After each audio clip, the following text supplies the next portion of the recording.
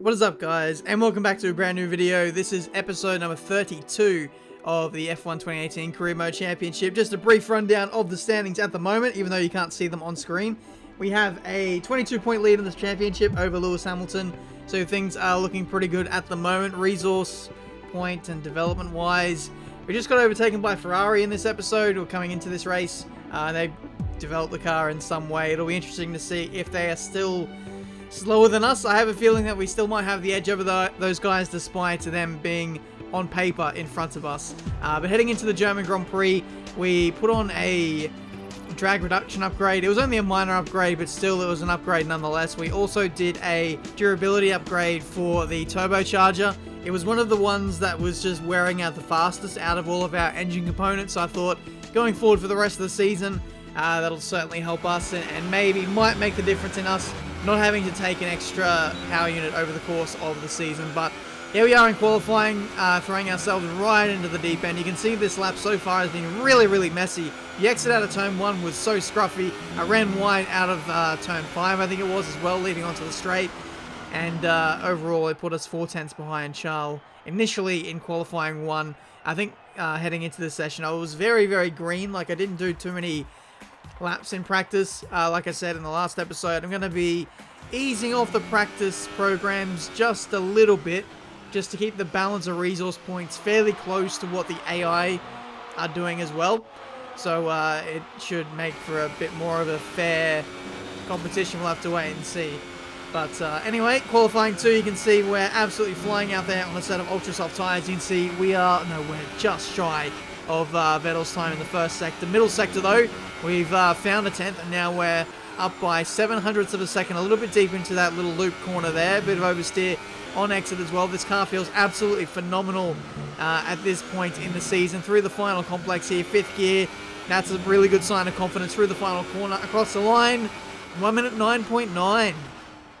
Very solid time. If you remember to qualifying 1, you eagle-eyed viewers might have seen that Charles did a 1 minute 9.9 or 1 minute 9.8 as well. So that's bang on the money for the pace this weekend. Heading into qualifying 3, we are still within a chance of getting pole position here. We'll have to wait and see. But like Ferrari, with their upgrades, looks like they are back on the pace, just like in real life.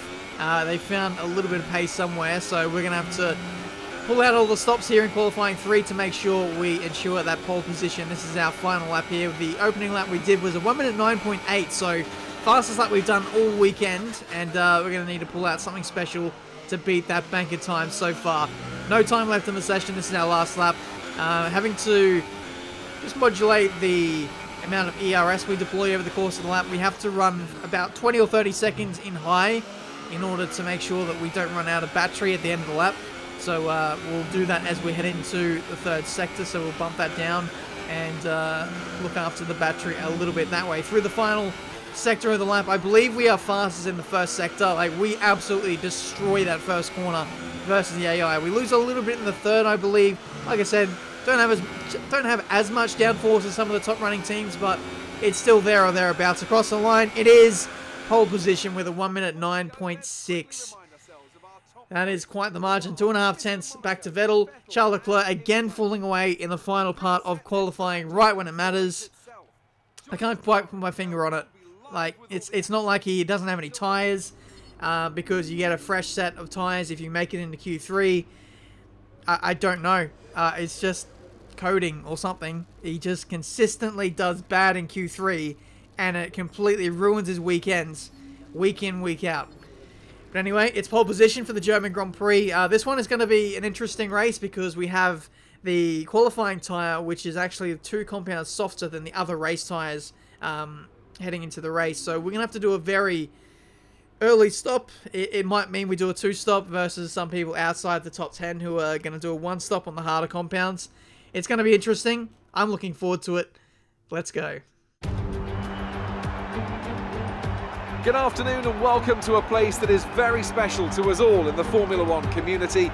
It's the Hockenheim ring, home of the German Grand Prix. Always good for a close scrap is Hockenheim. Think back to Alonso, Ricciardo, Vettel as recently as 2014, and I'm expecting some more strong racing today. Anthony Davidson is alongside me as usual for the race today. Let's talk about Ferrari. They've had one retirement in the last 5 races. What do you think that says about the reliability of their car? I think they can be fairly pleased with that record so far. The first thing any good car needs is a solid, reliable base with which to build on, and they seem to have that this season.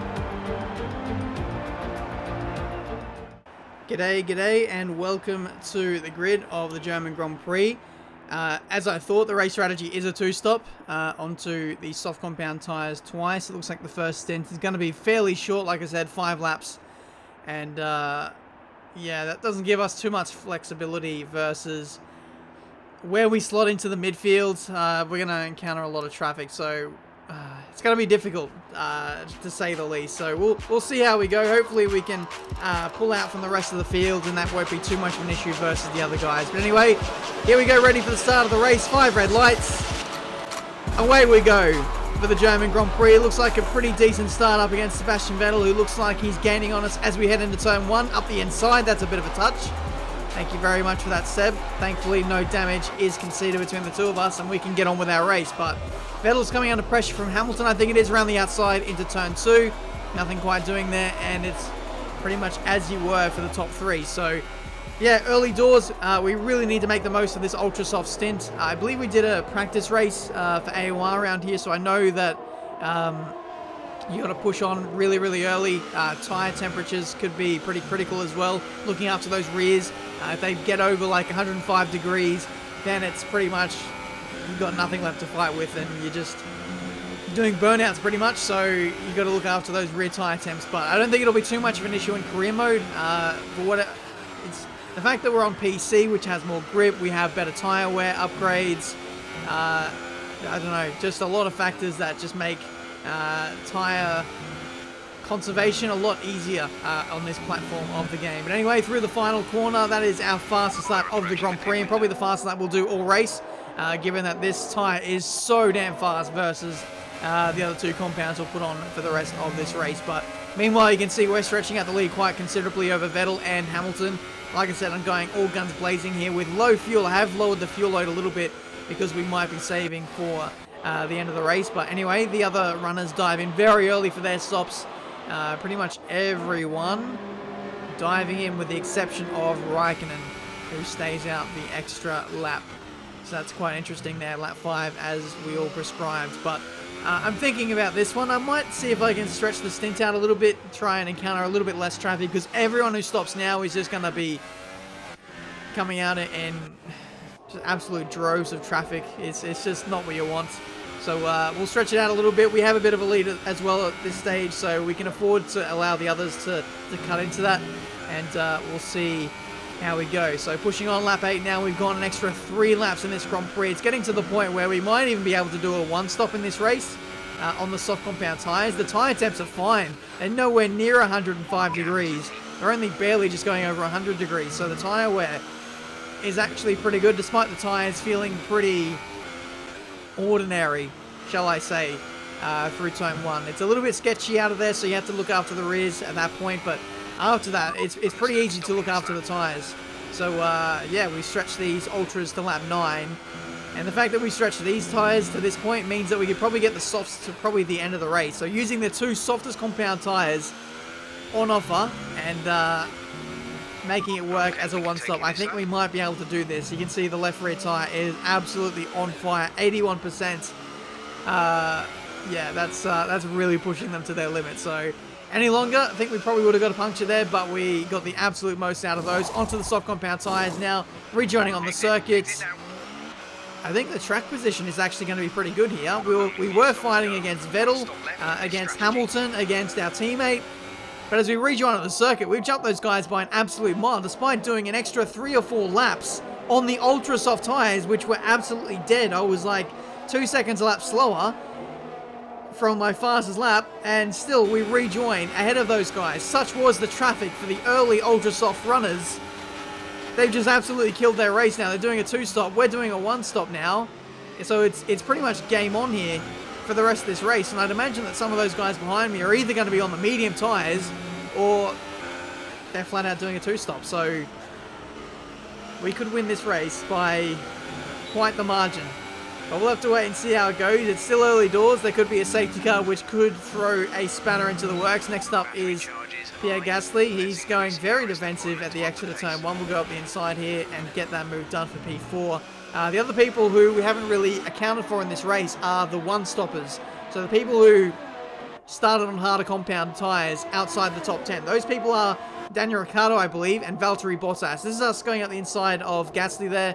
A replay of that. And also Vettel passing Van Dorn, I think it was, for P5. But anyway, lap 13, we're now starting to catch up to those runners who haven't stopped yet in this race. These guys are really going to factor into this race now. They could potentially jump all the front runners because they just started on the better race time. And they're going to be doing a one-stop from here. They've got great track position at this point, and with the exception of myself, everyone needs to make another stop. So it could favour very well here for Bottas and Ricciardo. That's a dive for us up the inside of Magnussen. So that's a pretty risky move. Had to go for the lunge. Didn't want Vettel to catch up. So we got that move done very cleanly. Next up is Ricciardo on his old soft compound tyres. We've got very fresh and new soft compound tyres, so we'll be able to push these quite hard. Look at the difference between us and Ricciardo through turn 1. The AI are dead slow through there, and that just makes us so OP around this Grand Prix circuit. But anyway, P2. Next up is Bottas. We're starting to make pretty big inroads on him now as his tyres are now starting to fall off the cliff. He's getting to the point now where he's in his pit window and he can pit on his mediums and go to the end of the race now. But for us, we're absolutely pushing on here. We got DRS on Ricciardo at the start of the lap, so I took this as a good opportunity to go for my fastest lap while there's still a good amount of tyre life left in these softs before we have to conserve getting to the end across the line. This might be pretty close. It's only 2/10 away from our best lap set at the start of lap 2 on the ultra soft tyres. But I think from here, we're not going to have any more chances of going for a fastest lap. Just the tyre degger is going to start dropping off. We're not going to have as much fuel as what we will now to play with. And yeah, just purely for safety, I think we'll need to start looking after the tyres now to get to the end. But here goes Bottas, just as we were starting to make some huge inroads on him. We were probably only a lap or 2 away from overtaking him, and then he makes his pit stop. So that kind of made me a little bit sad there. That was a good opportunity to get some racing in on this in this race, which we haven't done all too much. But anyway, it's just been a pretty straightforward race at the front, just managing the pace of the cars behind. Vettel is now making his second stop of the race. Hamilton will need to do the same as well, and this is where the one-stoppers will really come into effect, pretty much getting their track position back within a few laps. So GG's to those guys. Team Radio. Bottas behind. Our gap behind is 13.8 seconds. They're on fresh mediums. Their tyres are 2 laps old. The time last lap was a 1:14.8. So Bottas gets P2 again. Just checking on the lap time of the guys on the mediums and seeing what the target is for me to keep the gap behind. Bottas did a 14.8 and I'm in the 13, so we are a lot faster than the runners in on the mediums for some reason. I thought that they would have pretty good pace at this stint of the race. They don't really need to conserve their tyres, especially given that they're on the mediums. They're easily going to make it to the end, but for us, we need to conserve, which I'm doing so kind of, but I'm still in the 13s or in the low 14s for the most part. So despite being on the one stop, being on the older tyres, we're still pulling away, which is ridiculous. 10 laps to go. The gap is near enough to 20 seconds. So at this point, the win is pretty much secure. What we need to make sure now is that we don't get a puncture. We could possibly dive it into the pits and play it safe and just re-overtake Bottas if we need to, but I want to see if I can make this one-stop work. We should be able to do so. There's a virtual safety car which will help us out. Nico Hülkenberg is out of the Grand Prix, and just for the next half lap or lap, we'll be able to just cruise, let the tyres cool out, and go again for the final 5 laps. So that was definitely much appreciated. From what I remember, the tyre wear was like 3% a lap, and that was on the left rear tyre. I think by my calculations, we were going to get to about 80% on the soft compound tyres on the last lap. So that's pretty much in puncture territory, but we might be okay, especially if we back it off a lot in the final few laps. So it shouldn't be too much of a risk. But yeah, here we go. Final couple of laps now. I'm doing just that. Okay, we've pretty much destroyed this set of boots. Pressures are all over the place. I don't think there's any more to come out of them today. Thank Thanks, Jeff. That's pretty much stating the obvious. I know that there is nothing left in these tyres, and yeah, for the most part, I'm just minimizing the wheel spin, using higher gears, making sure that I don't induce any wheel spin. That's a yellow flag in the first sector. We'll get a replay of what happened up here. This is, oh no, it's my teammate, Charles Leclerc. He's out of the Grand Prix. It's engine retirement for him, and that could well be a big blow for our constructors bid. We do have a bit of a lead, but that's not really what you want to see at this point in the season. But here we go, heading on to the final lap now. The gap is still the best part of 18 seconds, so really the only thing that can stop me now is a puncture, and even then I think that'd take quite the miracle for Bottas to catch up. We could pretty much cruise and make it to the end. 80% on the left rear. Been really backing it off in the last few laps, just making sure that we don't get any wheel spin, looking after the tyres, and we're going to get away with another victory in this race. It was so crucial that first stint, just staying away from the traffic, looking after the tyres, and the pace in the second stint has really looked after us. Pretty much got one hand on the trophy now. GG's. Superb driving. That's the race win.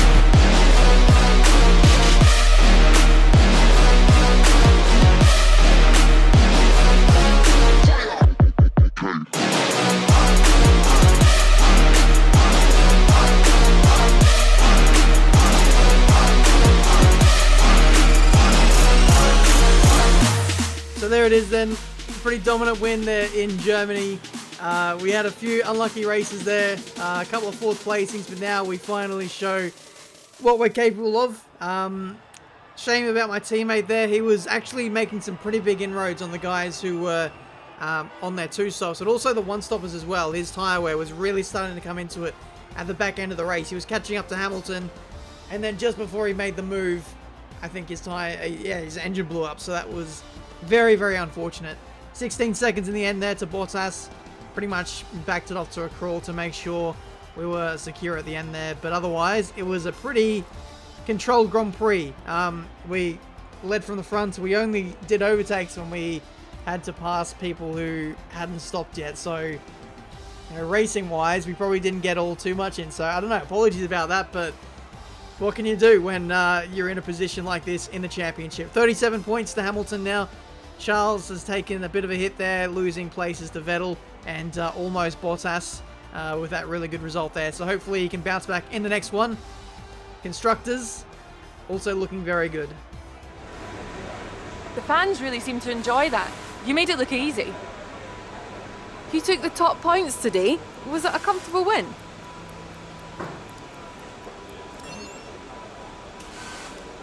You must be happy with the result today.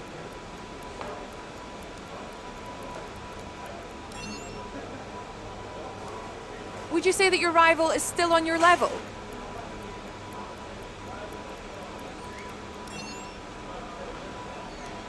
What do you think made the difference between this weekend and last weekend?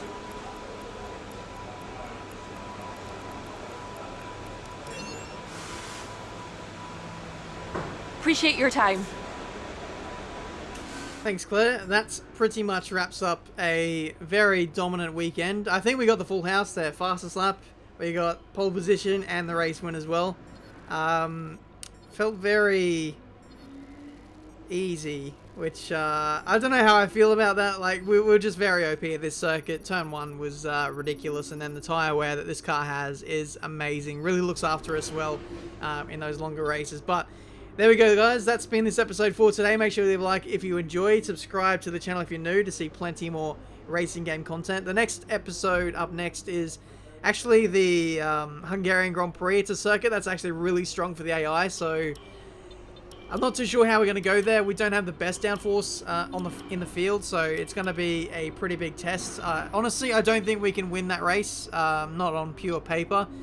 We'd have to get pretty lucky to get the job done there, but we have a pretty sizable lead in the championship. We probably can't afford to have a bad race, but I'll still be pushing to keep the record going as it is. But resource points wise, 1200 there. We can go for a major drag reduction upgrade, which would see us get a big boost in performance for the Belgian Grand Prix, which I think I'm going to go for. We could go for a big brake upgrade. Not too sure how I feel about that. We can brake later into certain corners, but I don't know. I feel like the drag reduction upgrade would certainly help us at, you know, Spa and especially Monza. Drag is actually the kind of upgrade you want to do at those high speed circuits. It's the top end speed that you get the most benefit from with a drag reduction. Whereas when you do engine upgrades, that actually only helps the acceleration, not the top end speed. So that'll be a big boost for Spa and Monza. Hopefully that upgrade doesn't fail. I'll be pretty upset if it does. And then after that, that opens some doors for us to upgrade the downforce for the second half of the season, and then really get us strong up against some of the other AI teams. But that's this episode for today. Hopefully you enjoyed. I'd hazard a guess to say there'll be more racing in the next episode in the Hungarian Grand Prix. Should be an interesting one. Until then, I'll see you next time.